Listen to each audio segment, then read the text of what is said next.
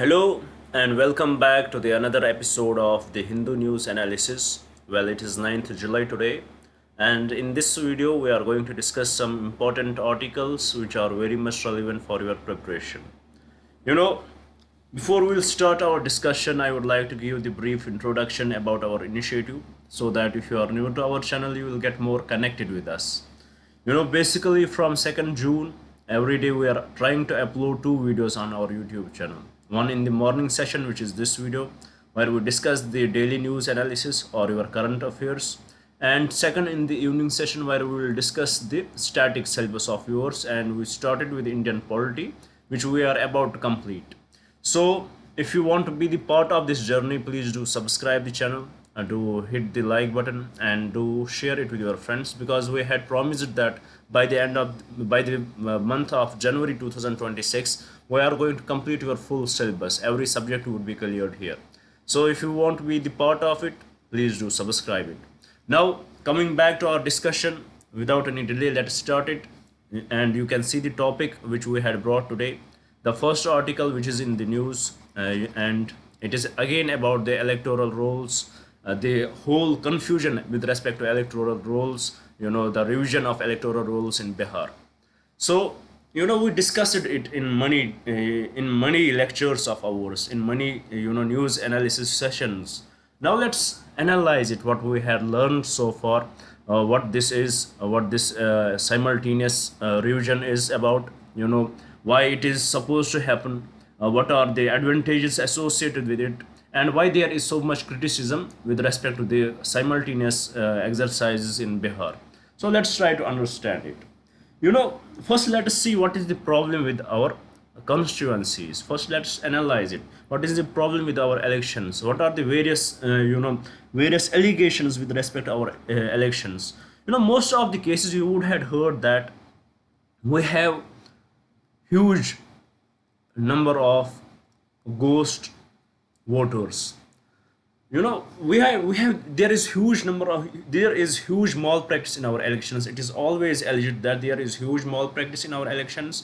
We in our electoral rolls there are those people who even had died, who even belong to other states or other constituencies. They are added into the electoral rolls. So there is huge number of ghost voters, or we can say bogus voters, in an electoral roll, which eventually leads to what? Which leads to the malpractice, which leads to malpractice in the elections, and eventually it in a way manipulates the results of the election, and in a way manipulates the democratic understanding of the particular state.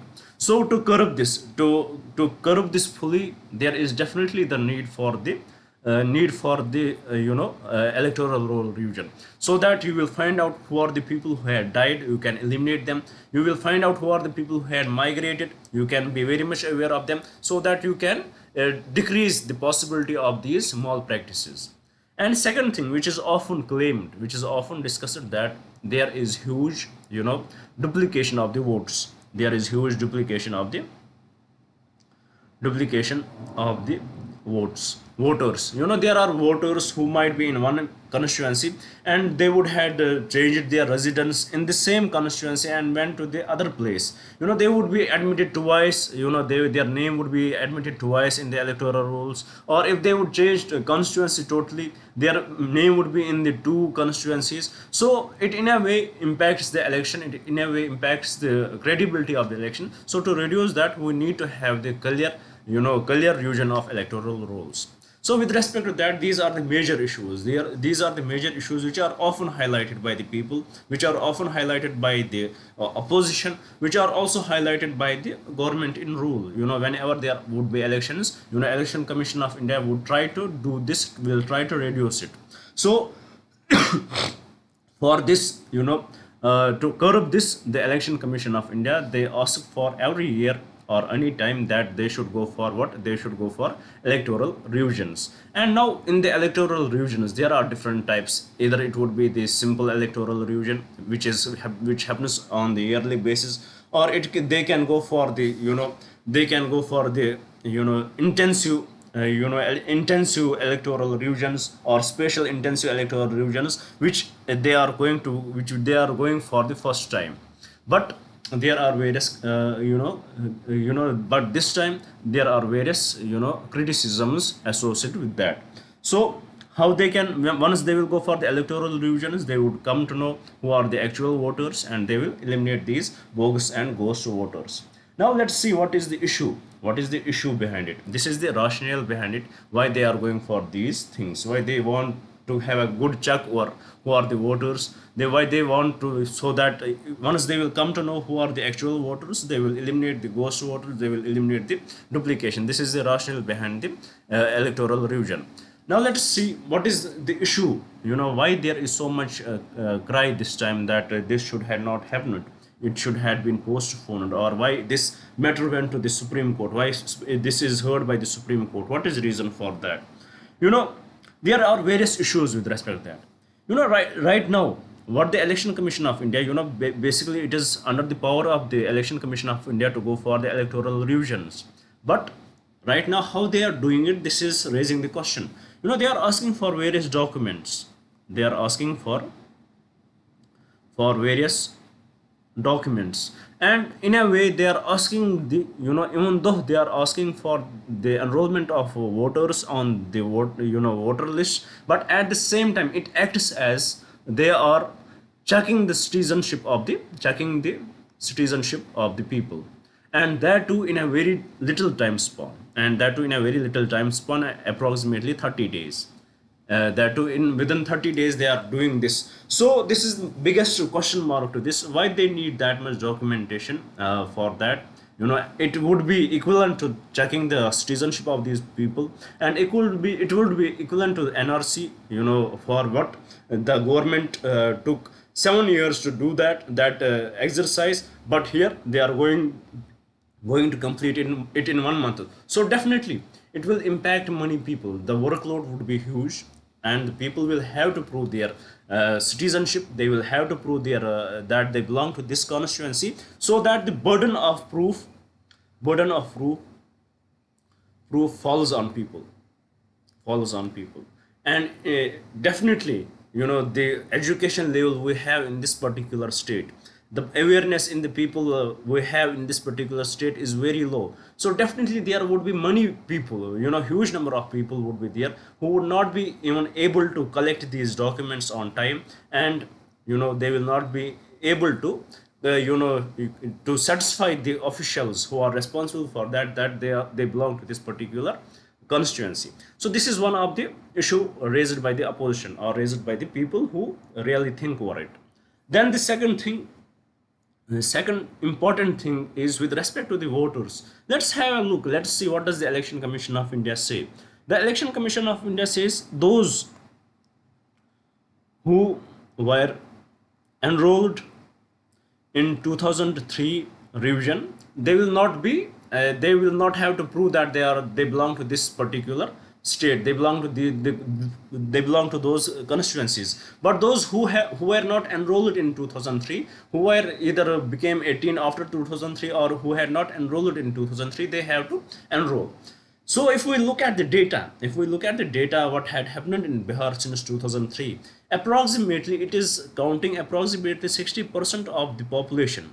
60% of the population of Bihar was not counted in 2003 revisions. So 60% of the population of Bihar will be forced to go for these for the electoral revisions. They will be forced to submit their documents, and we had discussed this many times that there are many people, approximately only 2% of the people were issued the DOB certificates. So definitely it will get very hard for them to collect the certificates and prove that they are the part of this particular constituency.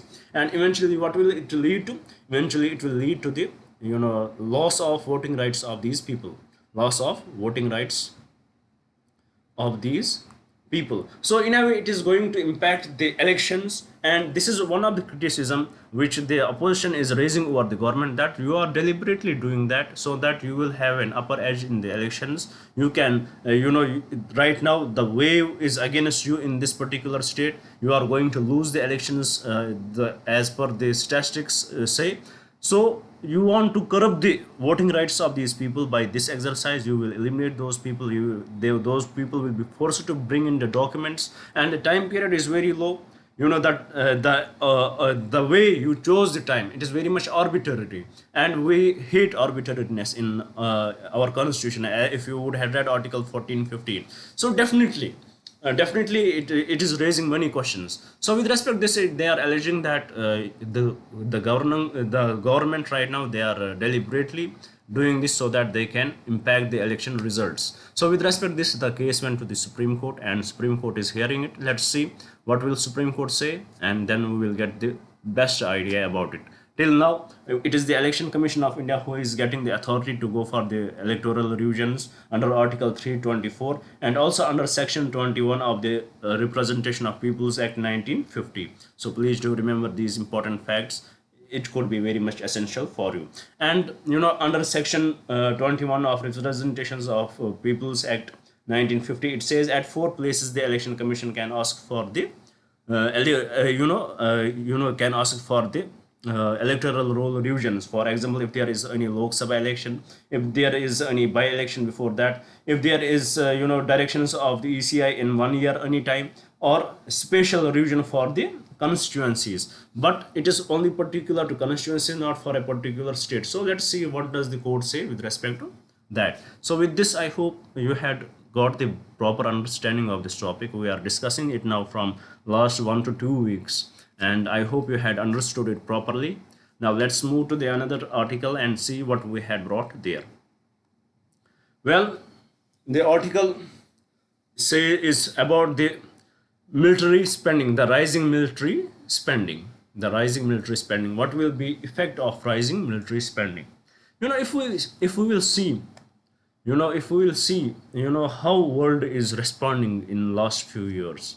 If we will see the SPRI report, it is saying that from last few years, from 2023 to 2024, there is approximately 9% increase in military spending, which says a lot about it. Which says that from 1980s, which was seen in the Cold War era, from then till now, it is the highest spending increase in 1 year. So this much is the increase in the military spending. So this is one reason why this is in the news. And the second reason, recently we saw that there was a NATO summit, and in NATO summit it was highlighted that by the 2035 every country should increase their military spending. It was very much highlighted there that every country should increase their military spending by the 5% of the GDP, 5% of GDP by 2035. So for the NATO countries. Now let's analyze. Now let us see why there is the need for the increasing military spending.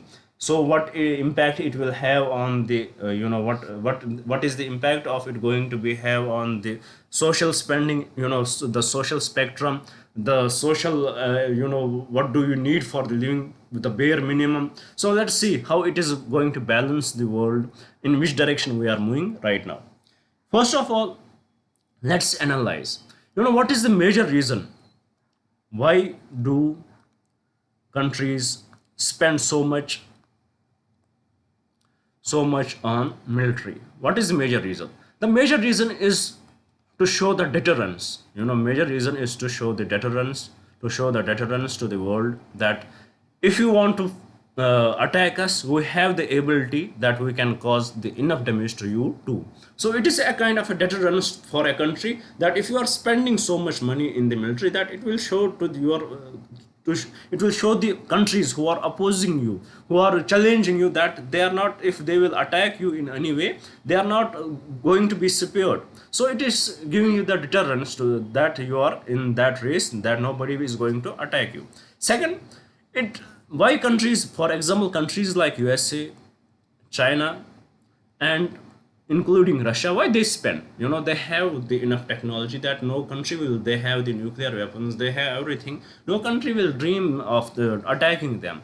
But still, why they are spending so much? Their major aim is that they want to achieve the global superpower status.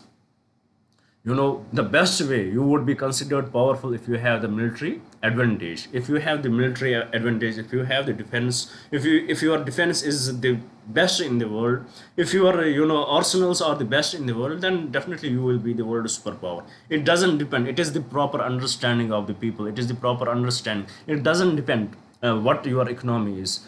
If you have the better military, if you have the better technology, if you have the better if your weaponry system is better than everybody's, then definitely you will achieve this world power status. And for the countries like India, and for the developing countries like India, Pakistan, why they do spend? They spend because they want to get they want to show this deterrence to their opposite countries, that you are not, if you are going to attack us, you will not be secured. So it is acting as a deterrence to them. But at what cost? If we are seeing from the last few years, the military spending has increased to the highest levels. For example, if we look at the SIPRI report, from 2023 to 24, it has increased by 9%. Majorly, the reason could be that there are certain wars fought in particular regions. For example, there is Russia-Ukraine war, and Ukraine has been spending a lot in it. And also, there is a conflict in Middle East, Israel attacking Gaza. So this is also one of the reason there has been the increased military spending. But at the same time, these countries are trying to show their deterrence, they are trying to show the world that they are the superpower. But what is going to be its impact? When you are spending in the military, for example, if we will see how much how much they are supposed to spend, if we will have a look at the countries, for example, like in countries like India, where approximately spending 2%, 2.5%, approximately we are spending 2.5% in the 2.3% of GDP in military. We are spending 2.3% of GDP in military. So we are spending huge amount of money in the military. And at the same time, if we look at the other sections, for example, eliminating poverty. For example, in our country, there are approximately 80 crore people get free rations. So if we look at that perspective also, it shows that it will definitely eliminate the ethical value. It is better to give the bare minimum. Isn't it better to give the bare minimum to the people than spend this much on the military? So there definitely is the need for the balancing the two. At the same time, we want to protect our boundaries. We want to protect our national interest. We want to protect our sovereignty. But at the same time, if we are protecting this, then the second step is that we should also focus on, which we are already focusing on, the people in our country. They should not sleep hungry. We should focus on their health. We should focus on all this important things what they need for their social spectrum. So definitely it is going to be, there is much issue in balancing the two. And especially after after Operation Sindoor, there has been much spending on the military again. Approximately 50,000 crore rupees were sanctioned for the development in the military, or additional allocations for the military, were allocated. 50,000 crore were allocated. So definitely there is huge spending. But at the same time, we have to balance the other issues too. We have to balance health, we have to balance the food security and all that stuff. And at the same time, if we look at it, when we are spending in the military, every country is spending in the military, what will it lead to? It will lead to the arms race between the countries. It will lead to the arms race between the countries, and eventually we will enter again back to the Cold War era, where countries were divided into two blocks. For those countries who did not have enough finances to spend in the military, what they will choose, they will in a way try to align with the countries who have they will try to align with the military, with those military blocks who have the power, who have this who spend in the military, so that they will enter into the blocks, so that they will get their protection, and eventually they will lose some sovereignty of their own. So it will again give rise to the block system which we had in the Cold War era, and it will again give rise to the arms race. So definitely it has huge impacts on it. even though it is important, the world order is changing right now. There are right now the blocks are changing, there are continuous wars are fought, and to show the deterrence, it is the better way to show the deterrence is that you are technically that equivalent to that country whom you are technically superior to that country from whom you are facing any threat. So this is also one of the way to ensure peace in the world. So with this, I hope you had understood the topic. Very simple and very easy to understand. Now with this, let's move to the another article. Let's have a look at it. Let's see what does the article talk about. Basically, this article talks about the India's spending in research and development. India's spending in research and development. So let's see what does the article talk about. Basically, if we look at India's spending in research and development, there is a huge mismatch. If we look at how much we spend in the research and development, we saw that in the military domain, we spent approximately in the previous article 2.3% of the GDP. How much weapons we get from the other countries for the innovation and all that included. But in the research and development domain only, we spend just 0.7% of the GDP.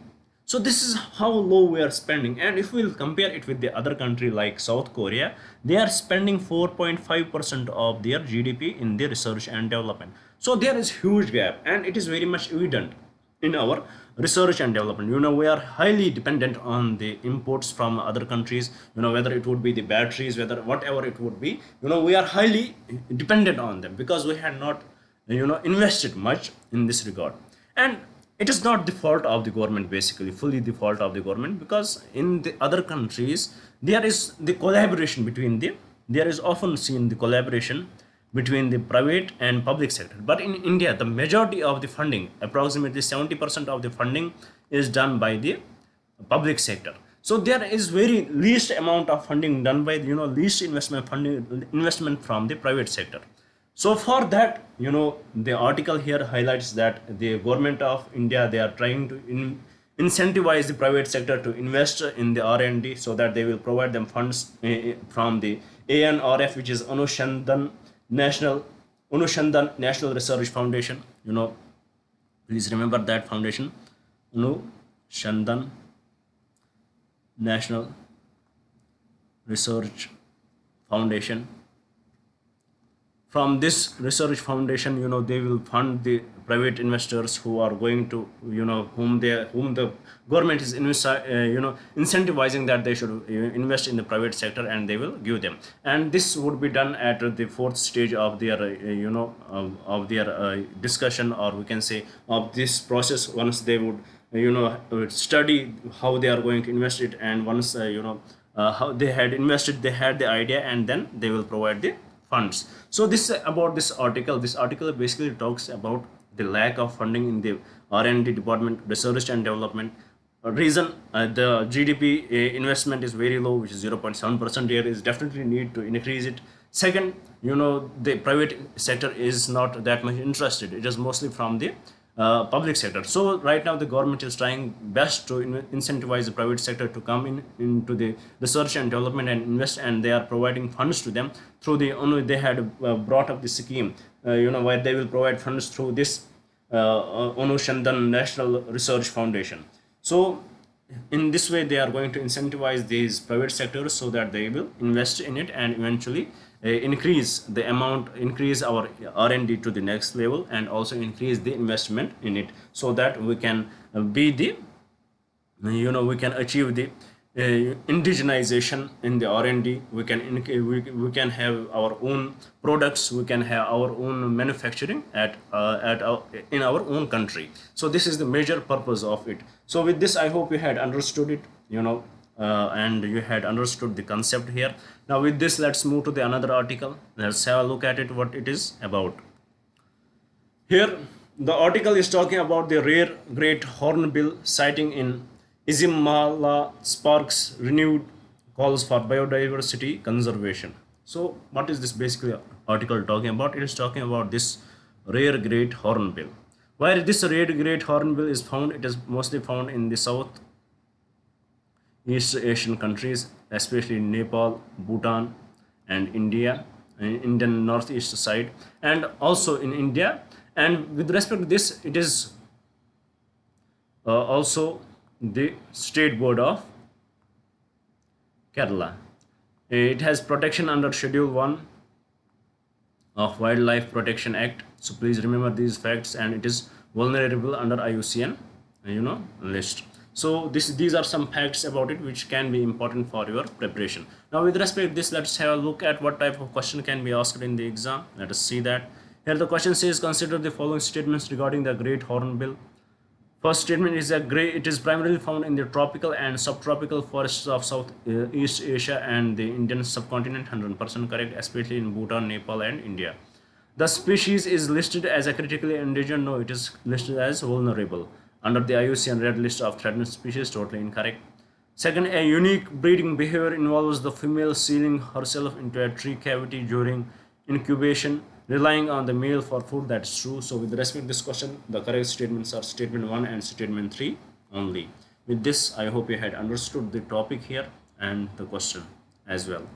Now let's move to the another question, another article here. It is about the NIP GR's gene edited rice has better phosphate uptake, more yields.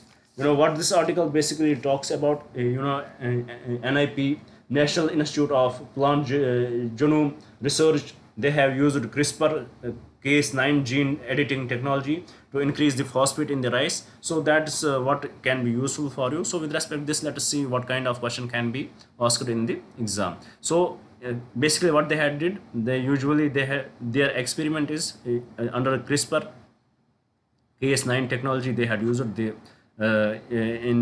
had used this technology to increase the phosphate content in the rice. So by this technology, now let's see with respect to this topic, this CRISPR Cas9 technology, what kind of question can be asked in the exam. Here the question says, with reference to CRISPR Cas9 technology, consider the following statement. It is a gene editing tool derived from a bacterial defense mechanism against viral infection. 100% correct. Please remember that. Second, it can be used to precisely cut and paste DNA sequences at specific locations in the genome. 100% correct. Third, the ethical concerns surrounding its application primarily relates to its potential use in agricultural pest control. No, even though it is one of the concern, but primarily it is with respect to the gene editing in humans. So this is incorrect. Fourth, it has been successfully employed to treat genetic disorders in human clinical trials. 100% correct. So with respect to this question, the correct statements are statement 1, statement 2, and statement 4. And from the code given below, the correct code would be option B. With this, let's move to the last topic of today's discussion. It is about Eklavya school students. These students, these schools were brought by the tribal ministry, so that they will give the education to the tribals in the villages which has either to 20,000 population of the tribals, or more than 50% of the population is tribal, so that they will bring in these schools where they will educate the people. And these schools were from the 6th to 12th. And now why it is in news? Because they had brought the great results, approximately 600, as per the article, 600 Eklavya school students cracked IIT JEE and NEET, says the Tribal Affairs Ministry. So it has gained the huge success. So with respect to this, what kind of question can be asked in the prelims? Let's have a look at that. Here the question says, consider the following statements regarding Eklavya model residential schools. These are basically the schools. They say that they are established in areas with more than 50% of ST population, or at least 20,000 tribal persons. 100% correct. Either of these two conditions should it satisfy. Second, the schools focus on providing quality middle and secondary level education to scheduled tribe students. That is also correct. Yeah, from 6th to 12th. Third, the Ministry of Education is the nodal ministry for the establishment of functioning of Eklavya model residential schools. This is totally incorrect. It is not Ministry of Education, it is the Tribal Affairs Ministry. So with this, I hope you had understood this question as well. The correct answer to this question is option 1 and option 2 only. Let's suppose it is option C. So with this, I hope you had understood this question and also the topic here. I would like to request you one thing here. If you are watching my videos and you are watching it from now June, every day we try our best to upload the videos here and we discuss various questions. If you really want to, if you are really the serious aspirants and you want to qualify the exam, what you will do? You will note down these questions, prepare a note of these questions every day, and you will develop your own question bank. When exams would be there, you would revise these questions, and trust me, there would be many questions which we discuss here in this session as well as in the next session. Many questions can coincide. If not the questions, the statements will coincide. Suppose if not the statements, trust me, these would be the concepts which would be asked. So be on the better side, be on the safer side, be better than everybody who is preparing with you. Everybody is preparing the same. Everybody is reading the same books they are going to read. There are 1 million, approximately 1 million people will appear for the exam. Let's suppose 6 lakh in those 1 million are those students who are serious aspirants. They are those serious aspirants. What is the difference? Everybody is going to read the same books, everybody is going to read the same syllabus. They are not doing anything extra, they are not reading anything extra, but the difference is they are highly focused. Whatever they read, they revise. They have these, they twist their, they have these little changes in their preparation. They have different approach in their preparation, and because of that approach they qualify and they top the exam. Otherwise, if we will see, the knowledge would be same as yours majority of the times, but their approach was different. So let's change your approach. Read these questions, write down these questions, and make the note of these questions. It will give you the proper idea what had happened throughout the year, what was in the news throughout the year, and it will help you solving many questions in the exam. Trust me on that, and I can guarantee you on that. So with this, let's hope you will do it. With this, I would like to conclude my discussion here. Thank you for staying with me. Thank you very much, and have a nice day and best of luck.